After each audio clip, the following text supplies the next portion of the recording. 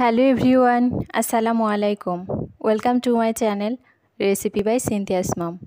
আজকে আমি আপনাদের জন্য নিয়ে এসেছি মুরগি মাংস ভুনা রেসিপি। আমরা কম বেশি সবাই মুরগি মাংস ভুনা করতে পারি, তবে আমি একটু সহজভাবে আপনাদেরকে করে দেখাবো। যদি ভালো লাগে অবশ্যই একটা লাইক দিবেন, কমেন্ট করবেন এবং শেয়ার করবেন। সাথে আমার চ্যানেলটি সাবস্ক্রাইব করবেন, পাশে থাকা বেল আইকনটি বাজিয়ে দেবেন। চলুন তাহলে তৈরি করি আজকের এই রেসিপিটি। এর জন্য চুলায় একটা প্যানে তেল গরম করতে দিয়েছিলাম পরিমাণ মতো। এবার এর মধ্যে 1 কাপ পেঁয়াজ কুচি দিয়ে নিচ্ছি। এবার একটু নেড়ে চেড়ে হালকা করে একটু ভেজে নেব। গোল্ডেন কালার করে ভাজবো না। আমার ভাজা হয়ে গেছে। এবার এর মধ্যে 2 টেবিল চামচ আদা রসুন বাটা দিয়ে দিচ্ছি। এবার আবার একটু নেড়ে নিচ্ছি।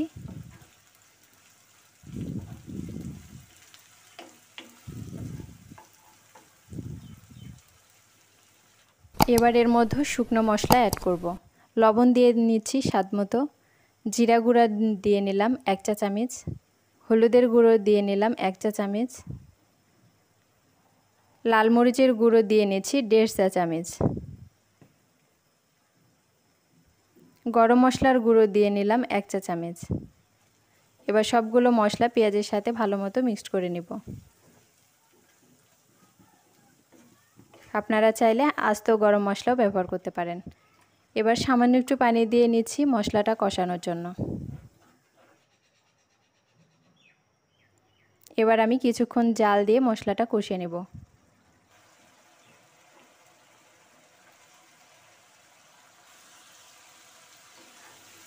আমার মশলাটা কষানো হয়ে গেছে। এবার আমি এর মধ্যে আগে থেকে ধুয়ে রাখা 500 গ্রাম মুরগির মাংস দিয়ে দিব।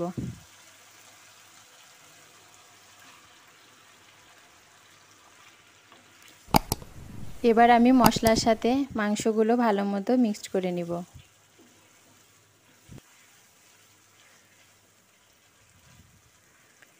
এখানে আমি কোনো পানি ব্যবহার করব না। এবার আমি ঢাকনা দিয়ে কিছুক্ষণ রান্না করে নিব। কিছুক্ষণ রান্না করার পর ঢাকনাটা উঠিয়ে নিলাম। আবার একটু নেড়ে দিচ্ছি।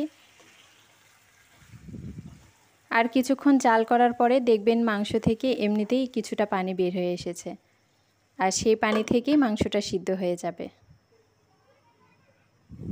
দেখতেই পাচ্ছেন পানিটা বের হয়ে আসছে। এর জন্য আলাদা করে পানি দিতে হয় না। এই পানি দিয়েই মাংসটা ভালো মতো কষিয়ে নিব।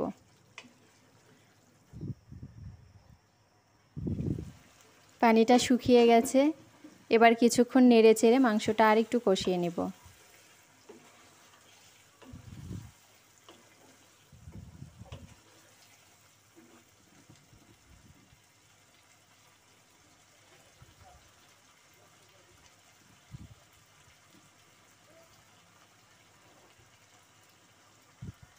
আবার একটু নেড়ে নিচ্ছি আমি।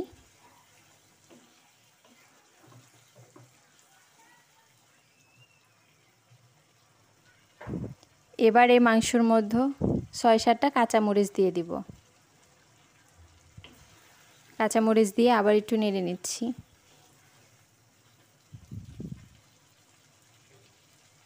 এবার এর মধ্যে 1 কাপ পানি দিয়ে দিচ্ছি। আবার একটু নেড়ে নিচ্ছি।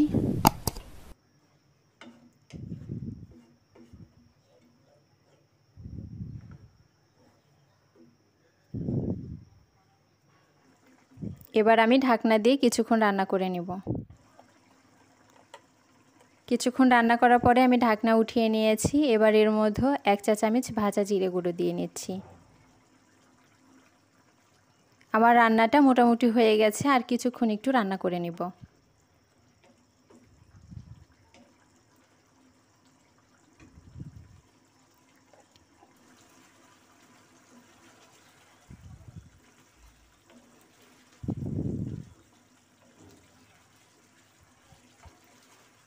আমার রান্নাটা হয়ে গেছে। এবার আমি চুলা থেকে নামিয়ে পরিবেশন করব। আমি একটা বাটি নিয়েছি। এবার এই বাটির মধ্যে উঠিয়ে নিচ্ছি।